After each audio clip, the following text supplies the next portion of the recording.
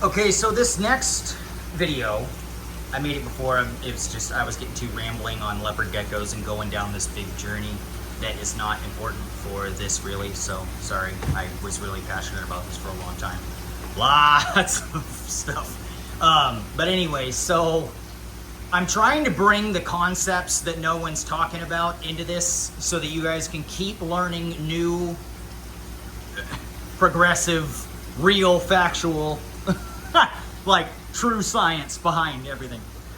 So I'm running into an awful lot of people in cichlids, and I did last time too. I was mind blown that no one really understood what was going on, and that it was kind of just accepted that breeding albinos, you got some albino, some not really understanding what they were seeing totally, and they were just trying to do their best, kind of breeding groups of them and having spotty results at best, right?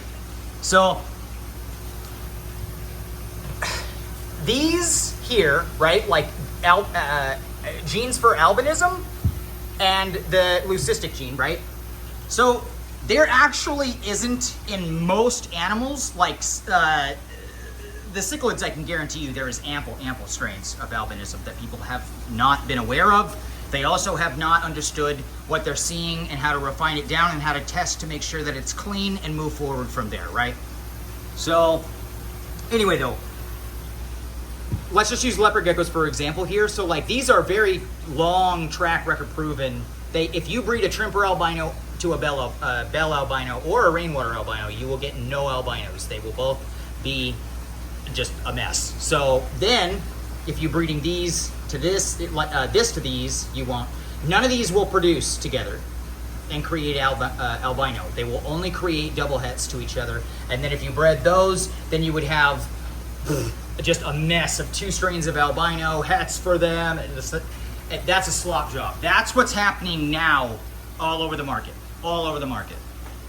right? As people are going around trying to create new projects and all this other stuff, but no one explains these things to them, so they don't understand what they're seeing, and they just do the best they can, but they're realistically just working with a mud puddle, and they should start over and understand these concepts to begin with, right? So now that you know there's several strains of albinism, and honestly, with as much compounding and all this other shifting and types being made and all this, you know, these hybridizations and everything, we are slowly working just like every other animal out there. That's why you have so many different genes and everything like that in the reptile industry and all of this stuff, dogs. Anyway, so now that you understand that there is multiple of these, let's go ahead and move forward from there. So for those of you guys who don't know, what het means is heterozygous, and het means it's carrying the genetics for a trait but not expressing it visually, right? So it's under the hood, not surfaced. So now let's go over some different combinations together so you guys can actually see what the true statistic of all of this actually equates to and what it really realistically looks like in the importance. So let's say that you have a visual of either of these genes, right? We're just working now from this point forward with one gene, assuming that they're the same. So let's say you have a visual of it and then you have a non-visual of it. We're going to pretend like you're only pairing two fish because that's how you isolate this all down and keep it refined. So, okay, two fish. One absolutely does not carry the gene. Let's just say hypothetically you knew that, or even if you were testing it, but either way, you're pairing them together and you will actually get absolutely no visuals at all. But because this one was visual for the recessive, these are all carrying the gene but not visually showing it, right? So then let's assume you then took these, or you started with them, either way, and you paired two of them together, right? You're gonna get 25% actually showing the gene. You're gonna get 75% of them that are 66% possible het, and the other 33% of the 75 is actually gonna be no het at all, no visual, right? Just clean slate. But in order for you to know, only 66% of them would be of this 75. It would be a mess, right? That's what a lot of people are working with, and that's why they randomly are popping these genes out. So anyway, now let's say that you had a het and you bred it to a visual, right? Same gene. then you're going to get 50% visuals, 50% that are het. So that, and again, I'll show you guys all of this zoomed out in a little bit. Sorry, my arms are really tired from I've been working all day. Doing so much maintenance. And then if you have a visual and a visual of the same gene, you're going to get 100%. If you're not getting 100%, there's problems. Here's what that means, right? You're either working with, well, assuming that they actually both show it, this one's impossible, but so we'll just go down here. Anyway, what it means is you're working with two different genes. So if they're both obviously albino, then that means you are in fact working with two strains of albino if you get no visuals. So if you breed ever, two different strains of albinism together, you don't get any at all visual albinos. They're called double hets. So double hets in the leopard gecko industry are like career-ending shit, basically, for albinism strains. You had better have this sorted out, because in the leopard gecko scene, precision in the genetics you're working with is like vital. You can't even be one gene off, and there is given that since I left them, there's I don't know how many more genes, but there was two that I know of, and there is probably a few more even. But you're fumbling around with like 10 plus different genes that are true genes. So you have to actually at that point know all of these statistics and do all the testings for them on every single gene. So let's just say here then, just for you know, oh, well, how would you test then what that would be? Well, let me tell you. So like, let's say you were going to test for raptor, right? Which is a Tremper eclipse. So then you would take a Tremper eclipse, pair it to the gecko that you had, because if you do have visual to het, you're going to get 50-50. So your odds are pretty good, right? You do it again. So just the same, either way. Then let's say you had an albino, but realistically this scenario here you would never have. But let's say you had an albino and it had the eclipse gene, and then you were going to breed it. So you'd test breed it to these if you didn't know what it was, and then you would get the idea quickly because of this statistics here what it was. That's at this current state and time, you know, like in the early 2000s and stuff like that, like when all this was getting up, no one really knew. It was kind of in the stages still of where these cichlids are. So no one really knew of all of these complexities of this yet. And that was something that really, I mean, I was there for the entire, I was in that whole industry for the entire upbringing of all of this. So I was breeding. So, but anyway, just so you guys can actually see, so these double hets, right? Two different albinism genes. There is not, to the best of my knowledge, right? There is not multiple genes of this. So, but that is just, you know, like I said, that can actually change.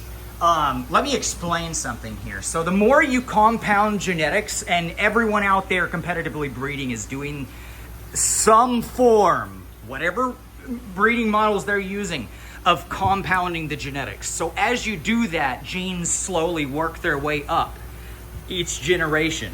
So that's where you get genetic mutations, whether it's eye traits, albino, leucistic, you name it, right?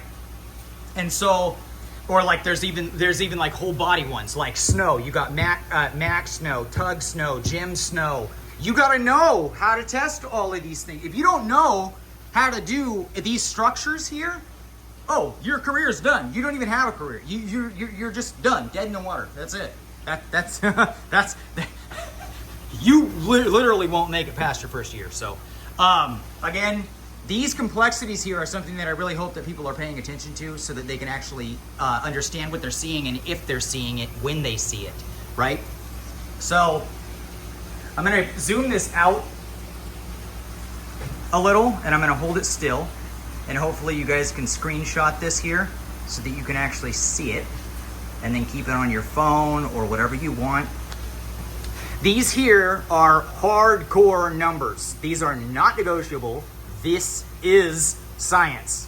This is what it is, right? There's no multiple different styles of this. No, it doesn't exist. That's not true. So this here, rock solid.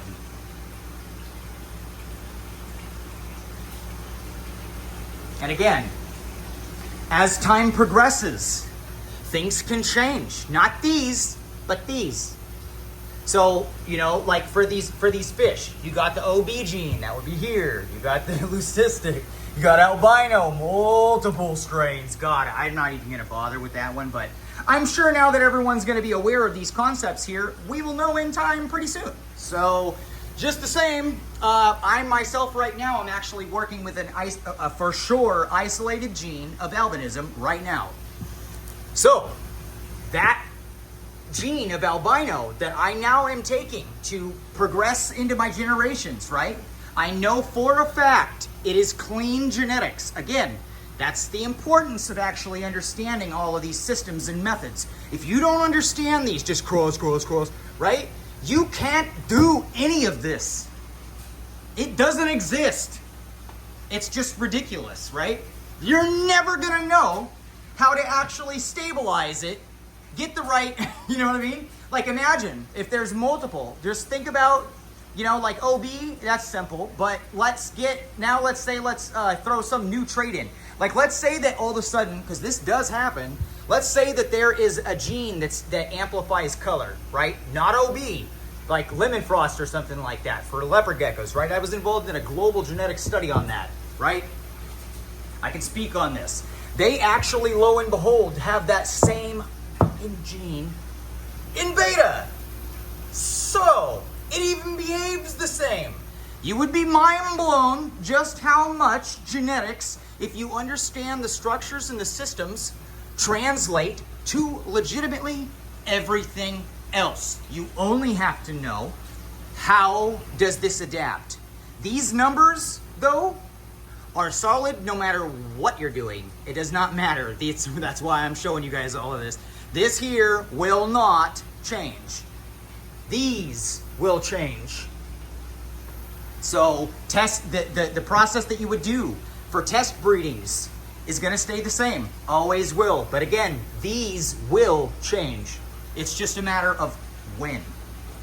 So anyways, just like betas, like new complexities and new shortcuts that are actually stronger genetically to get wherever you wanted to go faster and while maintaining genetic stability, those are always changing. You guys watch me do all that. It is something that if you are not up to date on your current involvement in the breeding, not some book, no book's gonna tell you how to do it accurately. No books, no online thing's gonna actually tell you how to do it to current standard actively. You are gonna have to get in there and start really digging in. So, just the same, this stuff will be the same as time passes. Look at several of the other species of reptile. All the way up until recently, no one was really popping out any new genes. Now, there is like, every single type of reptile is coming out with new morphs, like literally sometimes every year.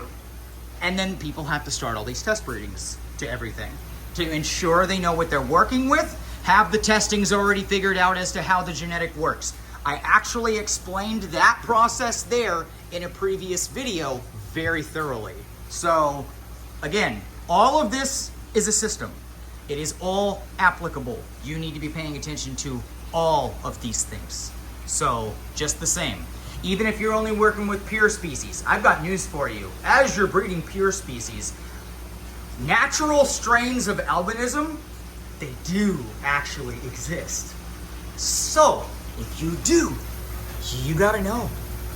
You gotta know. And then you gotta be able to know how to test it against all the current strains of albinism. You see why it's beneficial for everyone to put in the correct work so that we can actually have these kinds of understandings? And then, like I said, there's like at least 10 other genes and it's growing rapidly now. So this is a lot to figure out. Imagine every single possibility. Yeah, it's crazy. So that's the kind of stuff that I came from. That's where we should all be striving to get to. That's where you make the progress. And the more you're doing this and then keeping them pure like that, breed. Only this single gene, guess what? That in and of itself will allow the possibilities of further surfacings down the line. That is how you do all, like I said over here, all of the most world-renowned big boy stuff to get where you want to go swiftly and understand every move you're doing and how to discover yourself quickly where exactly that's at and how it behaves. You got to understand all the complexities of these things, or it means absolutely nothing if you run into a gene. Like nothing, especially if you just go paring it away, muddying it more down the road, you know what I mean? So anyway though, I hope all you guys enjoy this video. I'm gonna hold this still for a second here. And as always, you can always message me if you have any further questions about this, or you're trying to show me, you know, a breeding project or something that you're doing and you want my take on it, or what, you know, what model you should be, I don't care what it is, you can always reach out. I don't care if it seems like the nuttiest thing in the world, you can reach out. And if I can help you, I will. So